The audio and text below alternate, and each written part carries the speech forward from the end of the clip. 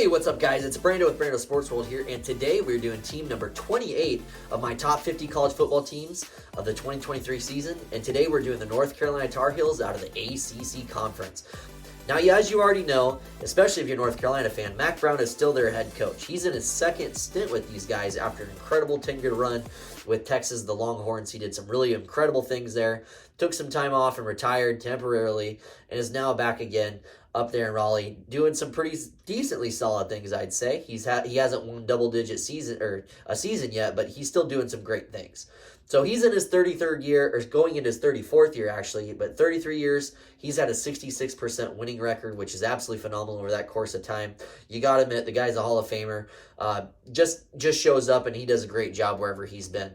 So last year, the record was 9-5 overall, and they were 6-2 in a very tough ACC conference. Speculation this season was that he was actually planning on retiring, but he said that he isn't thinking too much about it, and he's staying at least for the time being. So, and that's paraphrasing, guys, but as of right now, he's currently their head coach, which isn't a bad thing. You could definitely do way worse than Mack Brown as your head coach, as we talked before. 34 years, that's incredible. They returned star quarterback Drake May, who's appeared to be there for his 12th year. I know that's such a dumb joke, but generally it feels like the guy's been there forever. He's got a very noticeable face. I don't know how else to say it. You just don't forget the guy. They do have a top 30 offense. They're going to do some pretty incredible things back there with him under center.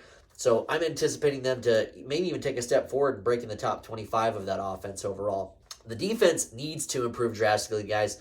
They allowed 31 points per game last season, which is towards the bottom of the entire FBS division. They lost by 1 point to Oregon in the Holiday Bowl last season, so clearly they're still moving in the right direction, and they were that close, within 1 point of getting Mack Brown a 10-win season as the North Carolina head coach. But if he did, I wonder if he would have retired. I don't know. Anyways, guys, if you're a fan of the ACC Conference or the North Carolina Tar Heels, please consider liking the video. Definitely subscribe. I promise, I know you can see I'm a Duke Blue Devils fan, but I won't talk too much crap. I will definitely do it during the basketball season, but during football season, I'll be nice, I promise. So game one, we have a game against South Carolina, the Gamecocks. I think South Carolina is a solid team. Don't get me wrong. They're in a very tough conference in the SEC. They're going to do some good things this year, but I think your offense takes that step forward that they need to win this type of game, and you win this one 30-24. Heading into week two, it's a game against Appalachian State. Appalachian State has always been a solid team over the last decade. I know they haven't had as much success recently as they did towards the beginning of the decade, but they still do some good things. I think you win this one handily, 28-20. And I know the score's kind of close, but App State might hang in there and have a garbage touchdown in the second half. Week number 3. Now this is where it's going to get tough. Minnesota Golden Gophers. PJ Fleck, as much as you hate the guy and as much as I hate the guy, he's a good coach. He's done some incredible things there, and now he's doing some really great things towards the second half of his, I think he's going to like his 8th year or something like that. He's going to be a tough matchup for you guys. He's going to have a strong defense, and their offense under their new quarterback is looking to do some different things. I think this is a tough game, and I have you losing this one for your first loss of the season, 27-24. And this is kind of more of a pick-em game. I just think Minnesota might just be a slightly better team overall across the board. You're still going to do some great things this season, though. Heading into week number 4, it's an away game at Pitt. Pitt is a very solid team, and this is the type of team that you don't want to see on your conference schedule. You have no choice this season. Pitt's a very tough team, like I said. They're going to show up. They're consistent. They win probably 8 games a season over this last decade. You guys beat them. This is an away game, and you guys handle your business and you beat them 35-31. That's my prediction. I think you handle it, and you go for your 3rd win of the season on week 4. Week number 5, Syracuse, Dino Babers. I think he's the head coach there still.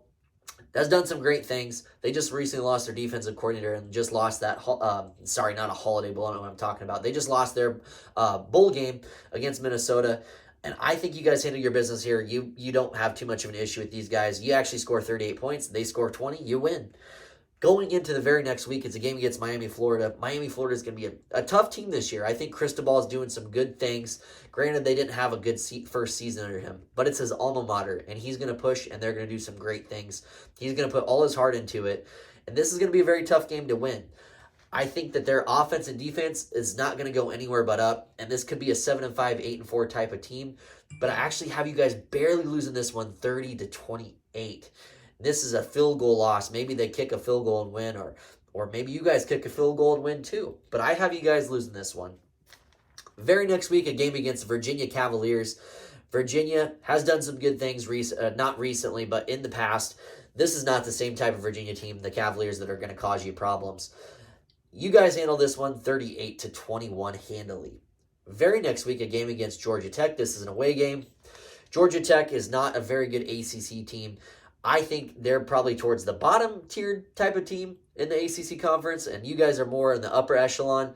You're going to win this one handily away 41-14. I think it's funny, 41-14, reverse those scores.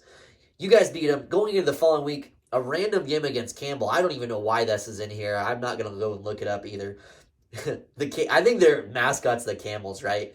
You guys beat them 45-7. The Camels score a touchdown at the very last drive of the game. I don't know. You beat them, though, 45-7. The following week, my team, the Duke Blue Devils, granted, I'm a Big Ten guy through and through. I'm a Cornhuskers fan, so maybe you don't like me anyway. But we got a lot of North Carolina Tar Heels fans here.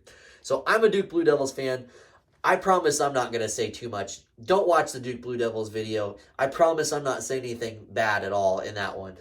But you guys, I just think that Mike Elko is doing some pretty incredible things there. He's probably the future of college football. I'm totally kidding. I don't know that, but he's done some really good things there. They have a very well-balanced team.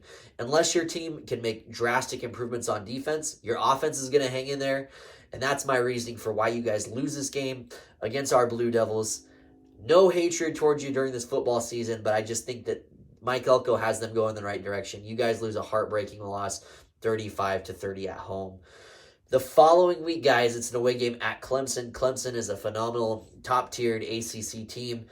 I always have such a hard time picking against these guys, and I know they haven't been as good as of late. They're still a solid team. Dabo's going to have these guys ready to go. He's an amazing head coach, and we can agree on that, I'm sure.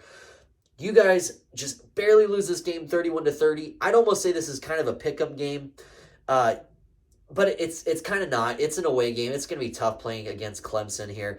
You lose this one 31-30.